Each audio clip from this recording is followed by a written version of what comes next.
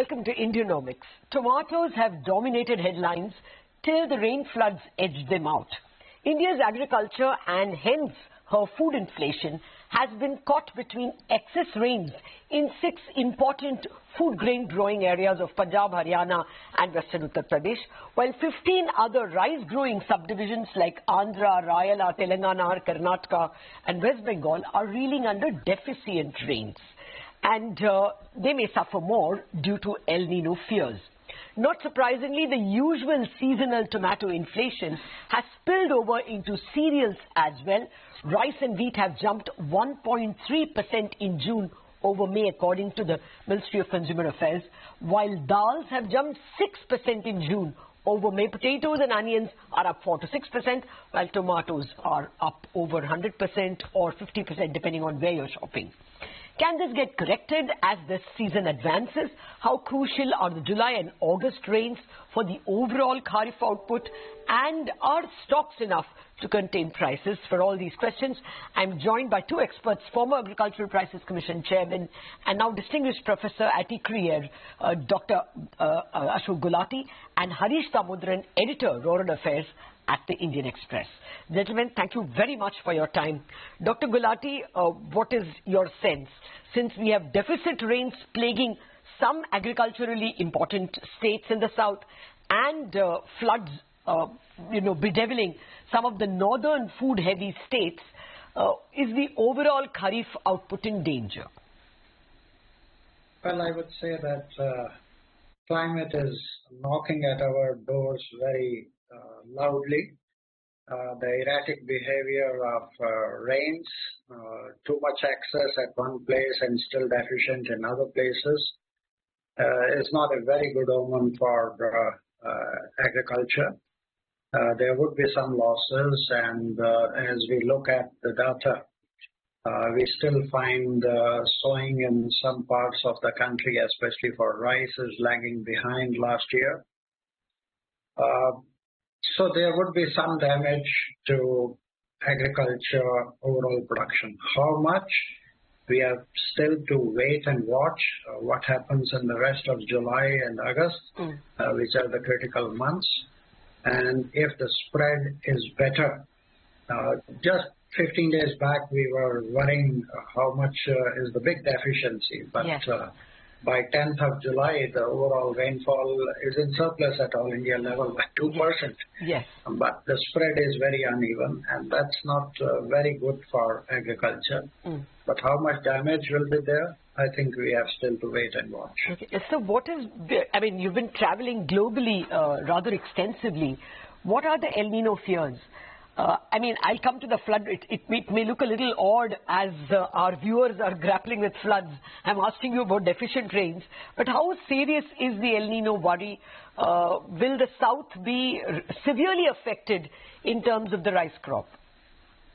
You know, the latest 4th of July report of the World Meteorological Organization of the UN has updated that El Nino is on us.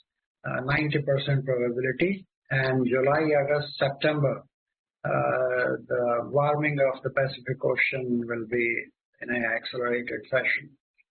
So that is not a good sign for the Indian monsoon.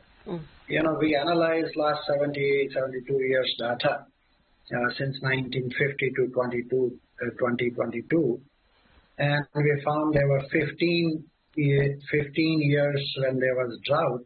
Out of that, 11 were El Nino years.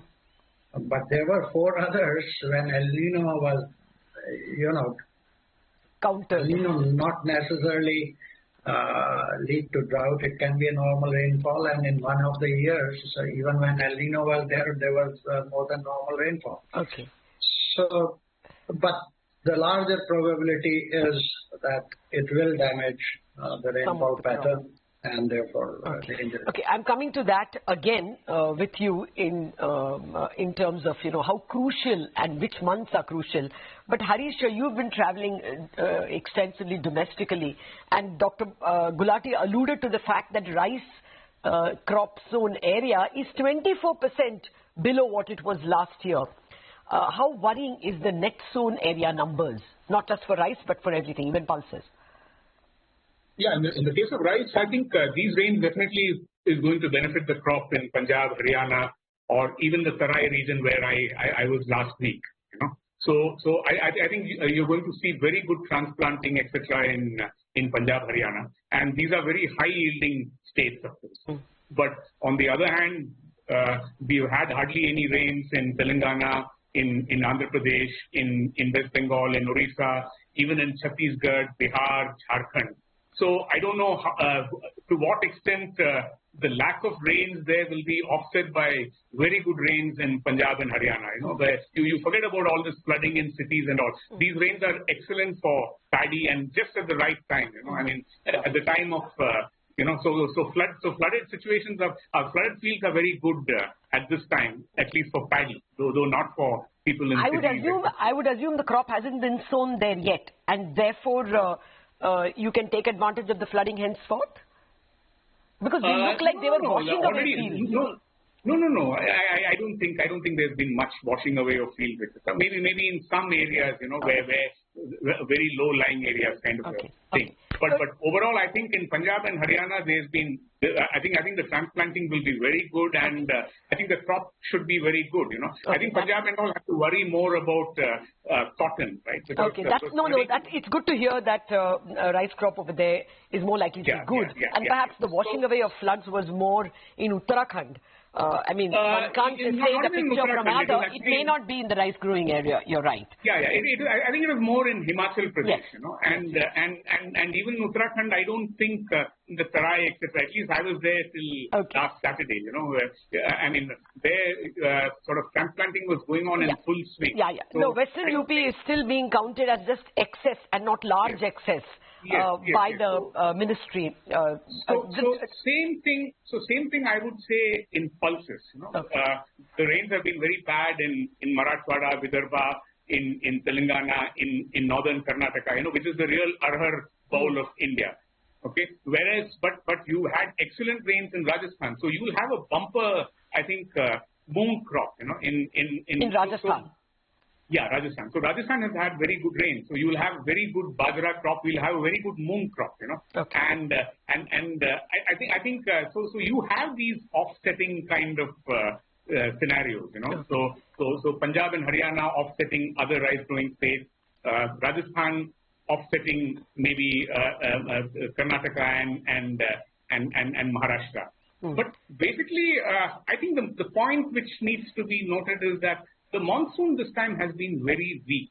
Okay, whatever rains we have been getting is because of Jugalbandi. Basically when the monsoon first interacted with the cyclone Biparjoy, and now with the western disturbance. But the monsoon by itself as a solo act, I think it's very weak. That's why we are seeing hardly any rains there. Whereas in northwest India, you had that whatever confluence of those two systems. The monsoon winds from the Bay of Bengal and the western disturbances from I think there was a trough around the North Arabian Sea. So because of this Jugalbandi, you are having good rain. But let's not be mistaken, the monsoon is very weak, and that clearly has to do with El Nino. And you will see this getting progressively weaker. That's my, that's the feeling that's which I get. All right. No, that's important. Dr. Gulati, it is very important to note that Jawar and Bajra crops are very good, as you pointed out, and that's Bajra perhaps is the Rajasthan contribution. But poor pulses as far as Western Maharashtra belt is concerned.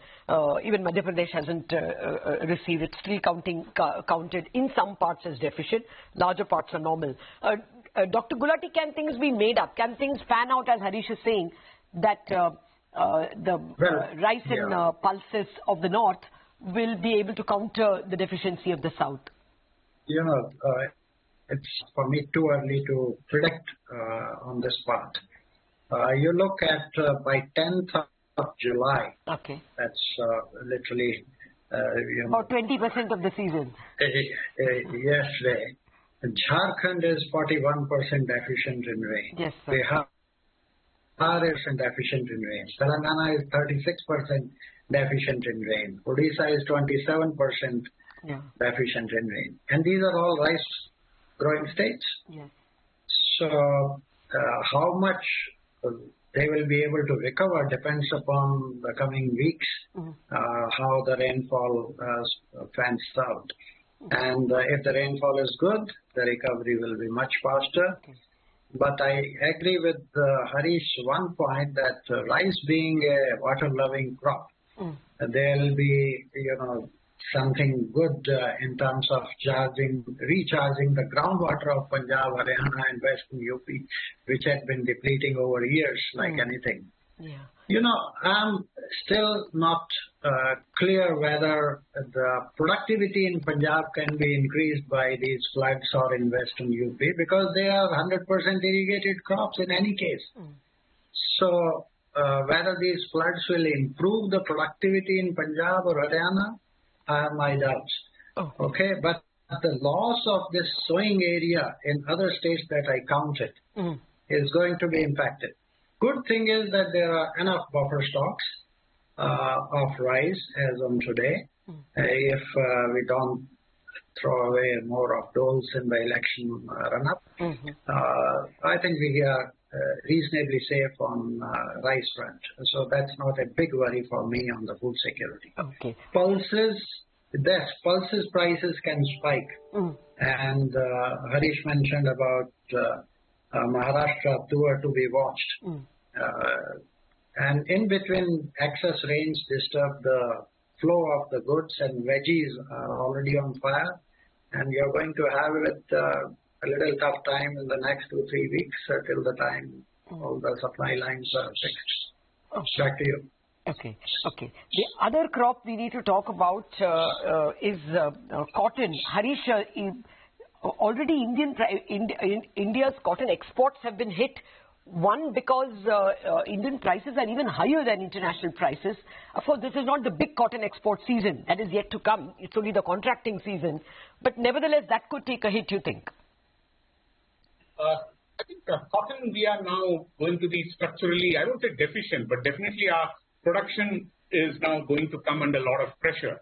Mainly because I think large areas are now are susceptible to both whitefly as well as the pink bollworm. So I think that has been a major reason. And this time I think a lot of area under cotton this time is going to switch to groundnut. I think in Gujarat, because same thing, because I think farmers are seeing that this is a very risky crop. And in Rajasthan and in Punjab, in fact, a lot of cotton area now this time has come to paddy. So I think about something like 1 lakh hectares more area under paddy. So which may not be bad from the point of view of rice. But I think generally, I think the cotton. I think our production peaked in 2013-14. And our production has been coming down. Because. Unfortunately, because no new technology is coming in, and our regime, it doesn't allow for the new technologies to come in. I'll come to that in a bit. At the moment, just looks from what you're saying is that the cash crops loss is the food crops gain, which from an inflation consumer angle perhaps is not all that bad. But Dr. Gulati, let me ask you about overall inflation. You have worn many hats, even been in the RBI's board. So do you think this mix of vegetable inflation and fears of cereal inflation, for the moment, dals are 6% more expensive month on month in June over May, according to the Consumer Affairs data. Do you think we are in danger of a generally higher inflation for some months? I would say there could be some corrections on the cereal front. Let's talk the big items first. The cereal inflation, which was bothering the RBI and the country. There have been some open market operations by FCI unloading. So wheat price inflation particularly could be coming under control. Rice, there are not many takers in the open market, so I think cereal price inflation for the next 2-3 months, I'm not too worried. Okay.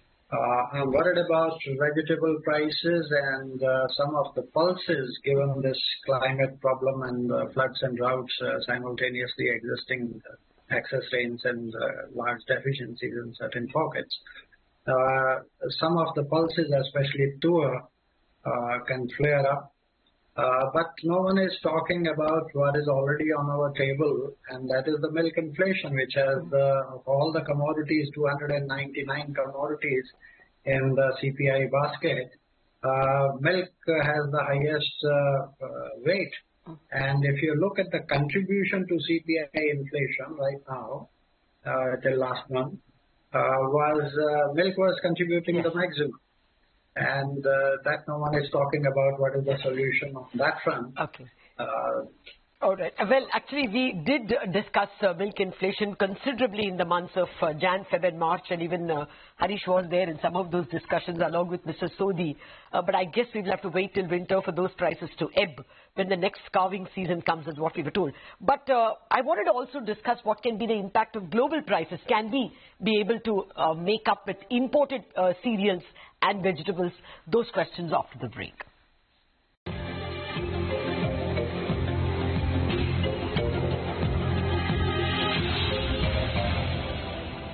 Welcome back to Indianomics. It's actually agri-economics at the moment because we've been discussing the impact of excess rainfall in some areas and deficient rains in some other states, all of them important food-producing states, on how the kharif output might shape up. I've been speaking with Harish Damodaran of the Indian Express and Dr. Ashok Gulati, former Agricultural Prices Commission Chairman, and now with distinguished Professor at ICRIER. Gentlemen, thank you for your patience. Dr. Gulati, the deficiencies are there perhaps in vegetables and dals for some time now, as you pointed out. Can imports correct it? Pulses, international prices, we have the largest producer, we have the largest, in a way, importer, producer, consumer, everything. So there is very little that we can get from outside, except some of the things like yellow pea, where we had put literally an import ban and very high import tariffs. So if you correct that, they may be a substitute for many other pulses, and that can anchor the pulses prices down.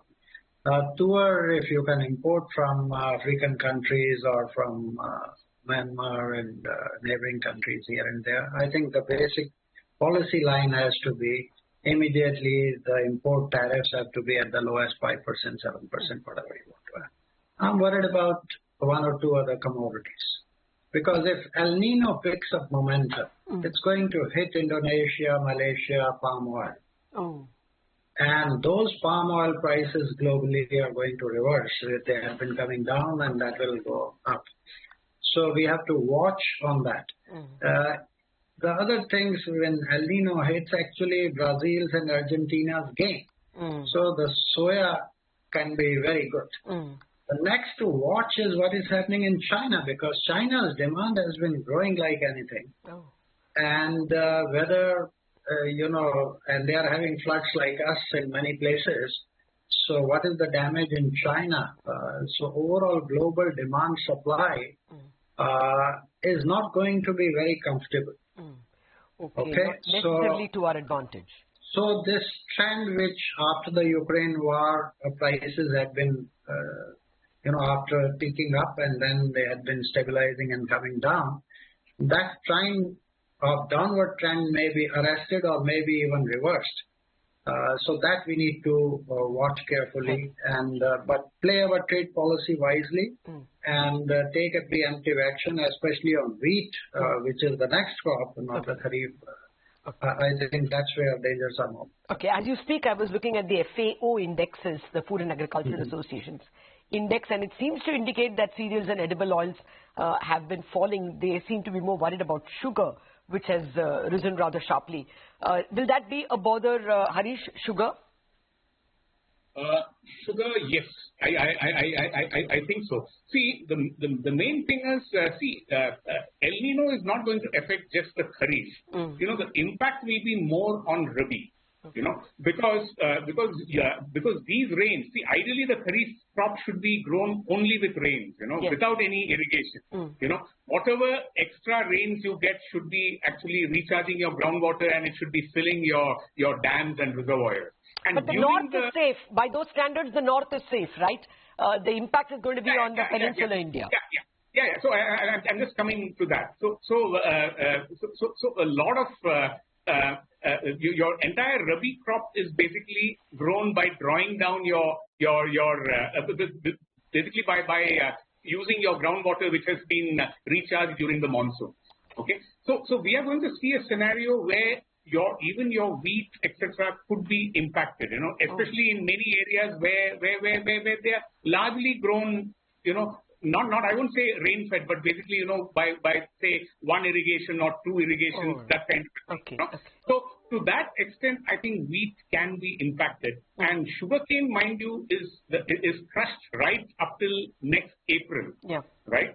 So though the sugarcane crushing starts from November, right? It goes on. So the current rains, even if the rains are good, etc., it's fine, okay, till November. But you need to crush till April. So I think so. If strengthening El Nino is not a good sign, whether for sugar or for wheat, that is the coming rabi crop. Okay. And as far as I think import options are there, I think like for example, a good substitute for arhar is masoor. Okay, you have and actually red masoor dal is being used in place of arhar. Even for making sambar. Yes. Especially in hotels, restaurants, etc. So you can substitute to some extent. Maybe 20-30%. Arhar can be substituted by masoor dal. Okay. Just like yellow peas was doing it in the case of chana. Okay. So basically, what you're going to have is you'll have good crops of chana, which you anyway have, right? You have a very good stock of chana. And of course moong, Moong will be good because of Rajasthan. Okay, I'm getting the overall impression, Harish, that you're not terribly worried about some of the very, very important crops like. I'm not worried about pulses, but rice I'll be bothered about because India is the largest exporter. Simply, so we cannot be a large importer. Yeah, we cannot lean on anyone. Yeah, so maybe this time wheat will have to do some of the heavy lifting, even before the elections, and maybe through imported wheat as well. And I think that is the option. And like I think what Dr. Gulati said in the beginning, I don't think there's much scope for giving rice out free and those kind of stuff. Okay. So we are not in 2020. Cannot be free grains at the moment. Yes. Dr. Gulati, one final words, out of time, but just want to know if you have to advise the RBI, if the governor were to ask you, is there an upward bias? At the moment, food inflation is only at 2.7. That's the last number we have. But you think that that can be a big bother in the coming months? Yes, I think we have to be careful on the upward swing of food inflation. But things will not go out of control. Veggies like tomatoes are temporary shocks. This happened exactly a year back also when I wrote tomatoes humble RBI, what can they do? We have failed to learn lessons out of how to fix a supply chain.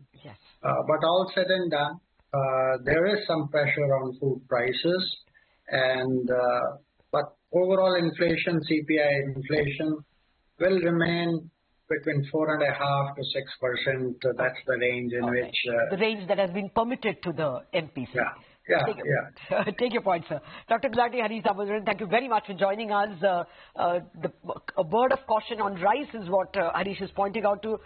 Dr. Gulati pointing out that there can be an upward pressure because of several commodities, pulses included, but it will not be alarming, and that's very soothing. We wrap up on this special edition of Indianomics. Thank you much for watching.